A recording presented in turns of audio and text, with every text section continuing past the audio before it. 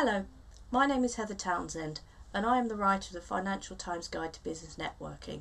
In today's podcast, I'm going to be talking about how you too can effectively network when you're at social events. Because let's be honest, when you're out networking at an official networking event, everybody's there to network. People at conferences know that they're there to network as well as to learn, and the rules are slightly different. People know it's okay to go up and talk to anyone. But when you're at a social event, such as maybe a wedding, maybe a big family occasion, the rules are different. Social etiquette says you just can't go up and talk to everyone. Or can you? So that's what I'm going to be looking at today, how to turn the opportunity of a social event into a great networking occasion for you. Now, the first thing to absolutely stress is keep it social. When people are out socially, they don't want to think about their business. They want to have a good time and relax. And they don't want to suddenly start talking business with you. Unless, of course, they initiate that conversation, that's different. But keep it social, keep it personal, and you won't go far wrong.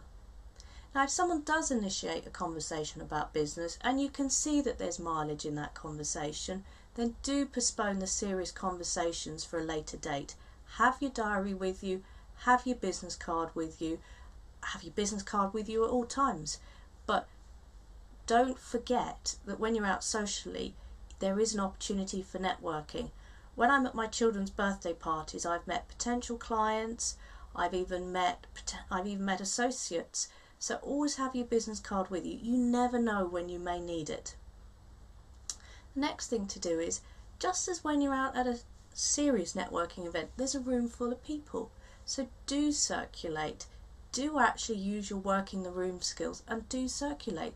Don't cling to people that you know very well and have come to see. Yes, of course, relax, spend some time with people you haven't seen for a while, but don't miss out on that opportunity.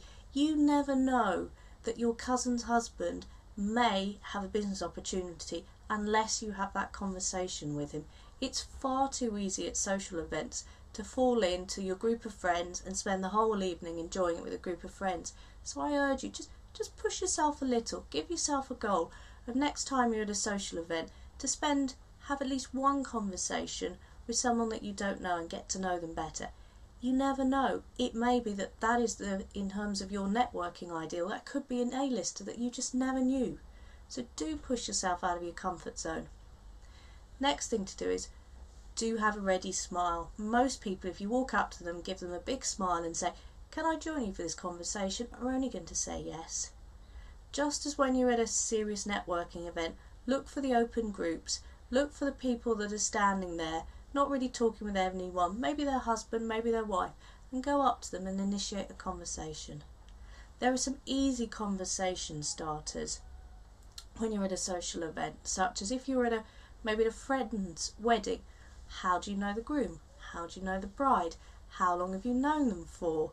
Particularly if it's a wedding, a lot of people may not be local and they may be staying over.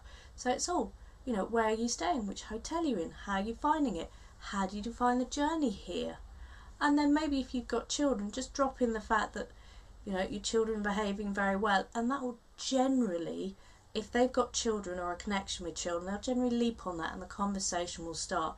I recommend that you don't go straight in with the, "Do you have family?" just in case they're in that awkward situation of maybe trying for a family and not being able to have a family. It can be a political minefield. But if you sort of introduce that you've got them at some point, normally people will jump on that connection. You can start swapping notes. So to summarise, don't shy away from networking when you're at social events. Do see the opportunity in everyone. Do push yourself out of your comfort zone. So even if you're meeting with really, really good friends that you've known for a while, do take the time to maybe have a conversation with the one person in the group that you don't know that well. Remember to circulate, so don't just stay with the person you arrived at. There's potential in the whole room, not just the people that you know well. Have that smile when you're joining a group. Do ask permission to join a group and look for those open groups that will usually be welcoming of someone if they ask, "Do you mind if I join you?"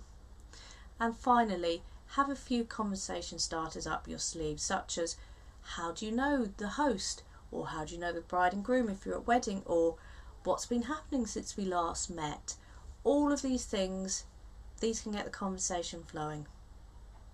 So my name is Heather Townsend, and I am the writer of the Financial Times Guide to Business Networking.